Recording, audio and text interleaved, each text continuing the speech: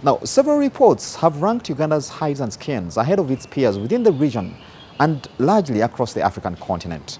The problem, though, is that a lot of these items are exported raw to the external markets.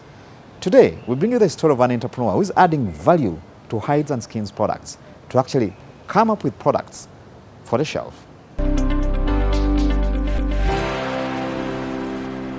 As a business, we aim to make ethical products from leather, our own cow hides, and also we use fabric from our own cotton. And as a business, we work with women, and our mission is to empower them and equip them through employment and work-related training opportunities. As a business that exports, we look at sourcing high-end raw materials. And for that has meant getting some of our raw materials from abroad, getting some of our raw materials from here. Some of the hides that we use on our production are hides that we cannot, for now, get them from Uganda. But our main and ultimate goal is to work with Kaumu tannery, like this beautiful hide. My heart tells me it was from a cow that either was from Karamoja or Kabale or Luwero, and it landed in Kaumu. It got turned into this beautiful shade, and it landed at a rice collections where we turn it into a great piece. So when it comes to sourcing our raw materials, we are really shooting for what can our country produce, and we add value to that and now market it globally. I think it is 68% of our population is into livestock, meaning we have a readily available raw material called hide and skins, which when tanned becomes leather. And leather can be put in any form. Some people think leather is just a plain hide. You can have it embossed in any style, which we call pebbled. This is a sheep skin, very soft, good for clothes, gloves, and everything apparel. These we call them foils. So they give you textures like this. We have the snake. This is embossed on, it's a steel cow. So as you can see, it gives you a variety of things to work with. This is hair on. It's one of also my favorites. I couldn't grab a product so quickly. So as you can see, we have a lot of styles and colors that our natural raw material leather can give us. And as a country, this is really a virgin sector that we need to tap into.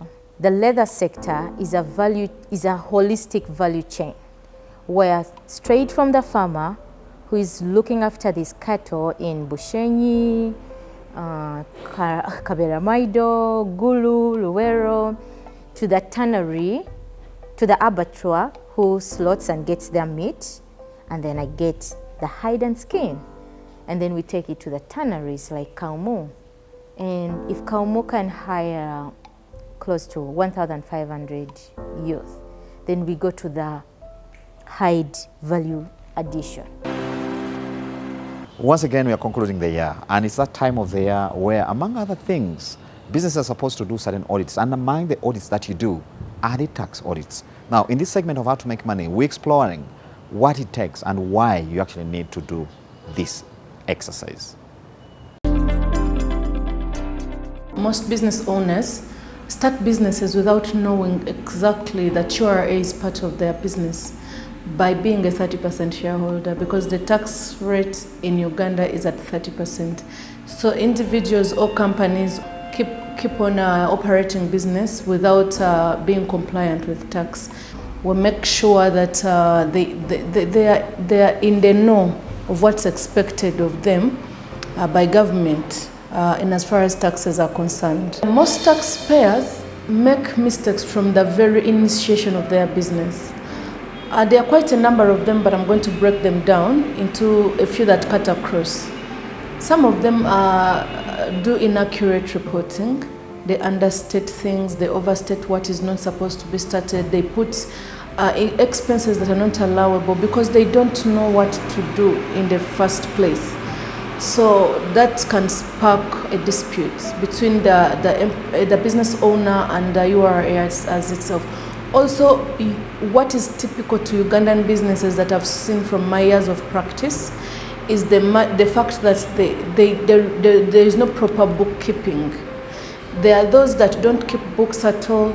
There are those that keep books vaguely, and yet in the Ugandan tax system, the burden of proof is on the taxpayer. I would encourage all the business owners to, from the word go, prepare, work as if URA is going to audit you tomorrow. What do you put in place? Record your books. URA recognizes any form of record kept, even if it's in a book, as long as you have source documents. Source documents include receipts, something as simple as a receipt. Now they introduce something called an e-receipt on the portal. You can take advantage of that if you cannot afford the big time receipting processes. Make sure all your financial transactions are documented, because when you have all this in place, then you're able to stand strong whenever an audit is coming in. You're able to make sure that the information that is being asked for as proof, you're able to provide. And then another thing is you can do self-internal reviews before the taxman reaches you. You can do a mock audit within your firm and say, okay, imagine a tax person came through. That's where you can work with your tax consultant or yourself, because we usually, as the school, give out guidelines against which the businesses can check themselves to be ready, to be tax audit ready. So as soon as that is done, then you place yourself in a good position to go through the tax audit by URA. A compliant taxpayer is everyone's dream, because the stakeholders will trust you, the people that want to do business with you. Because every time we go out to bid for these different businesses, they ask you for a tax clearance certificate. Why are they asking you? They want to ascertain that you are a disciplined business person who is compliant with the Ugandan. Now, on the show Money and Markets, we are committed to again sharing with you new trends and developments in the tech world. The tech world is driving business and is sustaining life as we know it. So in this segment, we're again exploring some of the new trends in this space. So growing up in Uganda, we all know agriculture is a very important sector now for both our economy and the livelihoods of different people.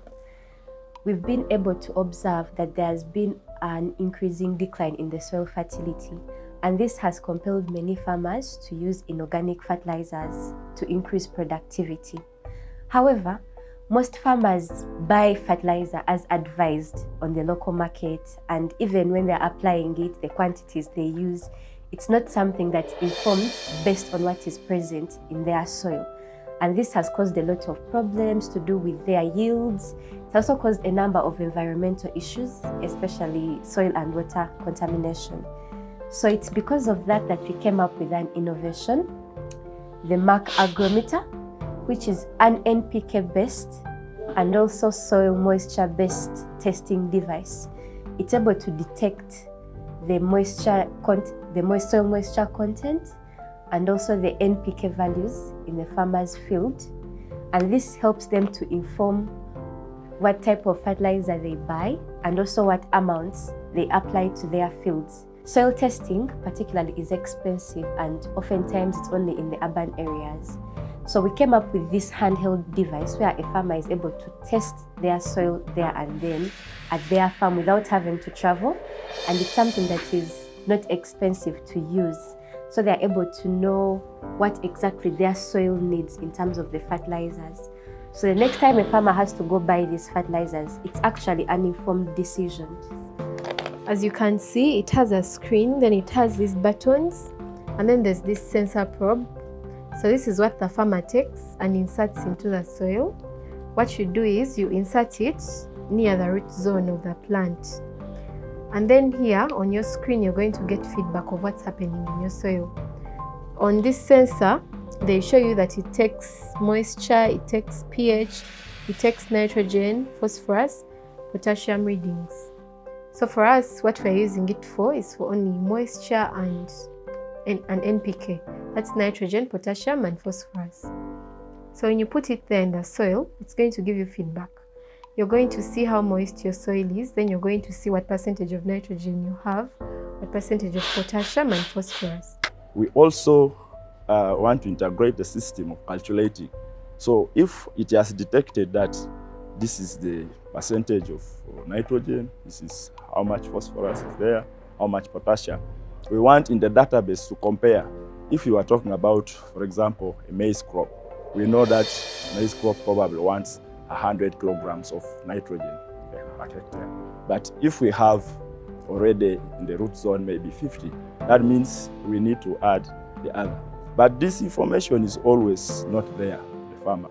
Also in terms of moisture, we want to sort of detect and say if it is falling below the requirement of the crop, then it should send information that you need to add water, you need to irrigate if it is not going to rain, for example, in the next 2 or so days. So this is the idea. So in brief, we have the soil moisture sensor integrated with nutrient sensor and then packaged into a system that also has what we are calling a fertilizer application rate calculator. So it is that calculator that now puts things together and then communicates to the farmer. This project started earlier this year and we were given funds by MACRIF, that's Macquarie University Research and Innovations Fund. And then we collaborated with the Department of Agriculture Production and the Department of Agriculture and Biosystems Engineering to implement it. We've done tests on small scale and on large scale. We've done some tests at Kabanyoro. That's where most of our projects go to be tested to see if they work. And then we've also tested with some farmers to verify that we are not the only ones that are using the thing and it's not only working for us. The materials used to make this mark agrometer are sourced locally on the Ugandan market. Apart from this NPK probe that we usually have to import, and it becomes the most expensive item on this entire kit. So we've had a few challenges, especially with limited funding, because from our few community outreaches, a number of farmers have actually requested to have this device, but we've had challenges with mass production in order to meet the demand out there. And also, one of our future prospects for this innovation is that we have a shift from having a manual user guide to a phone application that would be able to take data that is read from this sensor, integrate it with data from about the different crops that the farmer has and the growth stages, and give the farmer an overall decision right there on their mobile phone on where to source the fertilizer from, in what quantity.